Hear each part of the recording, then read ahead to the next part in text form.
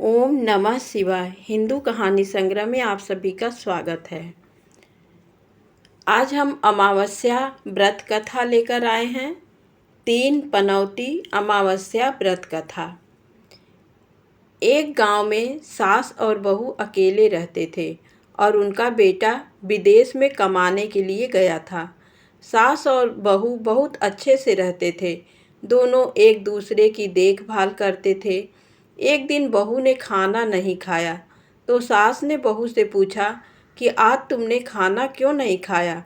तब बहू ने कहा कि सासू माँ, आज मेरा 3 पनौती अमावस्या का व्रत है, इसलिए मैंने खाना नहीं खाया।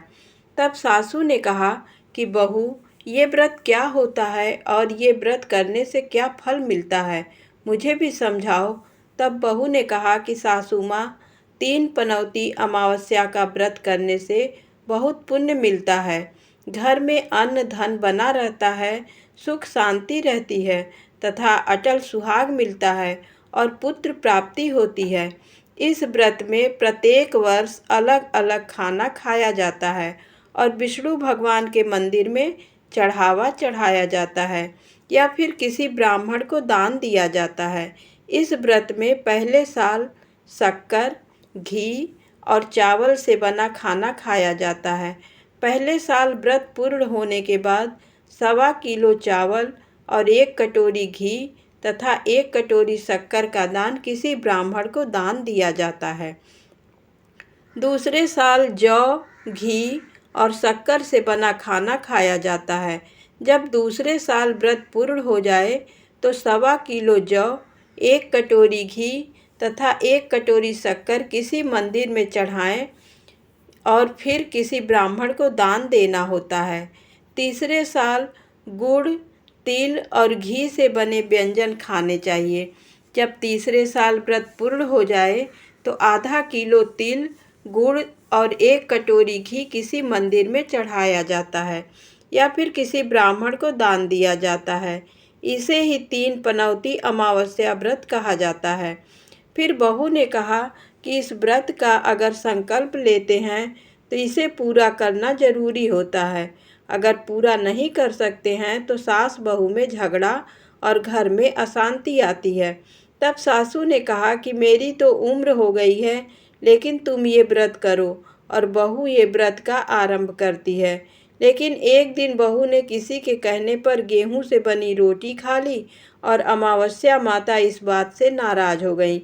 जो सास और बहू बहुत ही प्यार से रहती थी, इन दोनों में झगड़े होने लगे।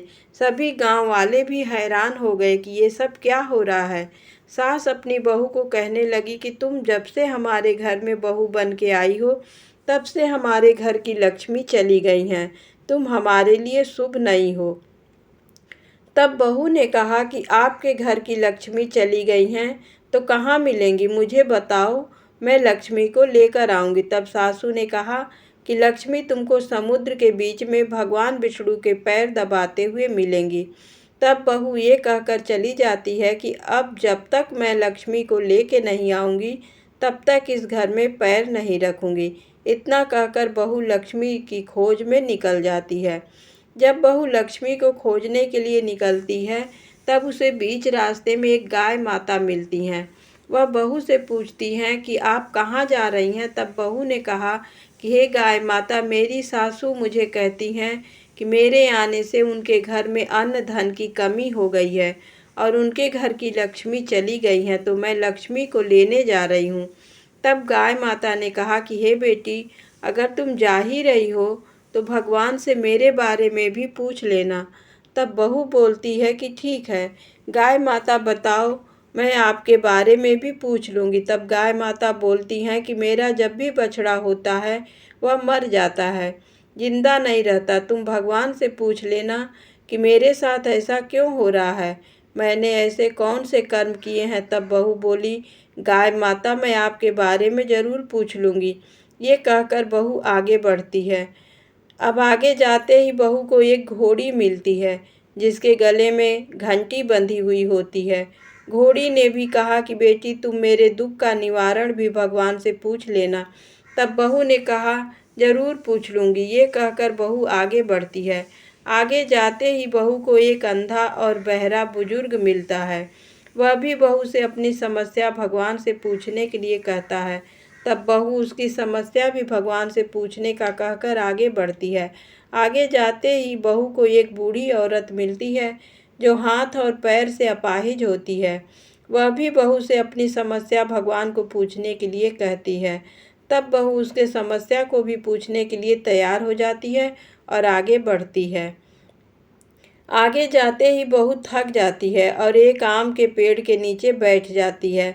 तब आम का पेड़ खुश होकर बहू से पूछता है कि बेटी तुम कहाँ से आई और कहाँ जा रही हो। तो वह बहू बताती है वह लक्ष्मी को लेने जा रही है। तब पेड़ भी अपनी समस्या भगवान को पूछने के लिए कहता है कि मेरे पेड़ पर लगे आम खट्टे ही क्यों होते हैं, इस बारे में भगवान को ज़रूर पूछना। तब बहू उसकी समस्या लेकर आगे बढ़ती है। आगे जाते ही बहू को एक तलाई मिलती है। वह भी बहू को बताती है कि तुम भगवान से पूछना कि मेरे तलाई का पानी इतना मैला क्यों है, कोई भी इसे नहीं पीता है। तब बहू कहती है ज़रूर पूछ लूँगी और कहकर आगे बढ़ती है। बहुत दिन जंगल में चलते चलते बहुत थक जाती है। उसे भूख भी लगी होती है, लेकिन खाने को नहीं मिलने से वह थक जाती है और जंगल में बेहोश हो जाती है। उसी समय भगवान विष्णु और माता लक्ष्मी वहाँ विचरण करते हुए आते हैं। तब माता लक्ष्मी विष्णु जी से कहती है कि हे नाथ, ये आपकी बहुत बड़ी भक्त है, आप इसके दुखों का निवारण करो। तब भगवान विष्णु कहते हैं कि इस संसार में बहुत जीव दुखी हैं, सभी अपने अपने कर्मों का फल भोग रहे हैं, किस किस के दुख का निवारण मैं करूं। तब माता लक्ष्मी ने विष्णु जी से विनती की और कहा वह भूखी प्यासी है और इसे यहाँ अगर ऐसे ही छोड़ दिया तो जंगली जानवर उसे अपना शिकार बना देंगे। माता लक्ष्मी की बात सुनकर भगवान विष्णु एक साधु का वेश धारण करते हैं और बहू के पास जाते हैं और होश में लाते हैं। बहू के होश में आते ही साधु वेश में भगवान उससे पूछते हैं कि वह यहाँ क्यों आई है और कहाँ जा रही है। तब बहू पूरी बात बताती है। उसकी बात सुनकर भगवान विष्णु और माता लक्ष्मी प्रकट होते हैं और उनके साथ अमावस्या माता भी प्रकट होती हैं। बहू उनके चरणों में गिरकर वंदन करती है। अमावस्या माता बहू को कहती हैं कि बेटी तूने मेरे व्रत को खंडित किया है, इसी की सज़ा मिली है, लेकिन अब मैं तुम्हें माफ़ करती हूँ और तुम घर जाओ। तुम्हारा घर अन्न धन से संपन्न होगा, तुम्हारा घर सुंदर महल में बदल जाएगा और तुम्हारी सभी मनोकामनाएं पूर्ण होंगी। पर यह सब होने के पश्चात बहू रास्ते में जो भी मिला उन सभी के दुखों का निवारण करने के लिए विनती करती है। तब भगवान विष्णु बोलते हैं कि गाय ने कभी अपना दूध किसी को नहीं पिलाया, उस वजह से उसके बछड़े जिंदा नहीं रहते हैं। तुम उसका दूध पी लेना, उसके बछड़े जिंदा रहने लगेंगे। घोड़ी पिछले जन्म में आटा पीसने वाली महिला थी। वह किसी को आटा पीस के नहीं देती थी, इसलिए उसके गले में चक्की के पाट बंधे हुए हैं। तुम उसके पाट खोल देना, वह बिल्कुल ठीक हो जाएगी। बुजुर्ग कभी भगवान के मंदिर नहीं गया और ना ही उसने कभी भगवान के भजन सुने। तुम उसको मंदिर ले जाना और दर्शन करवा देना, वह ठीक हो जाएगा। बुजुर्ग महिला जो भी उसने कभी भी अपनी जवानी में दान पुण्य नहीं किया, इसलिए उसे ये सज़ा मिली है। तुम उससे दान करवा देना तो उसकी विकलांगता दूर हो जाएगी। उस आम के पेड़ ने कभी किसी बच्चे को अपने आम खाने नहीं दिए, इसलिए उसके सभी आम खट्टे होते हैं। तुम इस पेड़ का आम खा लेना, फिर उस पेड़ पर मीठे आम आएंगे। तलाई का पानी पिछले जन्म में देवरानी जेठानी थी, वह हमेशा झगड़ती रहती थी, इसलिए उसका पानी मैला है।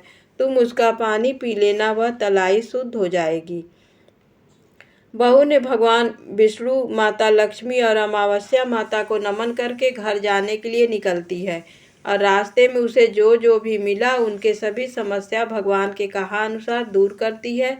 सभी उसे आशीर्वाद देते हैं। घर जाते ही उसका घर एक सुंदर महल में परिवर्तित हो जाता है और घर में अन्न धन भरा मिलता है। अब बहू सासू से कहती है कि सासू माँ, आपने सच कहा था, मैं आपके लिए शुभ नहीं हूँ। मेरे जान से ही आपके घर में लक्ष्मी आई हैं। अब आप यहाँ रहें, मैं मरने जा रही हूँ। तब सासू ने कहा कि हे बेटी, ये सब तुम्हारे पनौती अमावस्या व्रत का फल हमें मिला है। तुम यहाँ पर ही रहोगी, कहीं नहीं जाओगी। और सास बहुत खुशी खुशी रहने लगी। एक दिन उसका बेटा भी विदेश से लौट आया और घर में ये सब देखा। तब उसकी माँ ने सब बात उसे बताई। इस तरह सभी लोग सुखी और खुशी से रहने लगे। धन्यवाद।